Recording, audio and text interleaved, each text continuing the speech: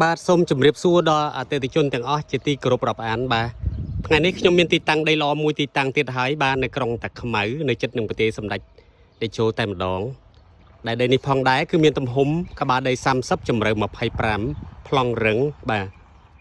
នេះគឺដីនេះហើយម្ចាស់គាត់កាត់ត្រឹមតែ 160000 ទេចរចាបានតម្លៃធូរតែមែនតើហើយទីតាំងនេះគឺស័ក្តិសមសម្រាប់សង់ភូមិគ្រឹះសង់វីឡាទុកចំណេញឬក៏ប្រើប្រាស់បានទៅតាមគ្រប់តម្រូវការបាទហើយអតិថិជនអាចធ្វើដំណើរចុះពីផ្លូវ21ត្រង់ចំណុចខាងត្បូងភូមិគ្រឹះសម្ដេចតេជោមកតែ200 ម៉ែត្រទេតាមផ្លូវត្រង់ធំហ្នឹងផ្លូវហ្នឹងផ្លូវ20 ម៉ែត្រតាមផ្លូវត្រង់ហ្នឹងចូលមកតែ200 ម៉ែត្រគឺដល់ទីតាំងដីហើយបាទនេះទីតាំងដីហ្នឹងបាទដីដែលមានតាមបកគោលព័ទ្ធជុំវិញក្បាល30ជម្រៅ25ប្លង់រឹង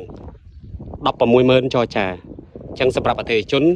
ដែលមានតម្រូវការចង់បានដីនៅក្រុងតាខ្មៅសម្រាប់សង់ភូមិគ្រឹះវីឡាឃ្លាំងឬក៏ប្រើប្រាស់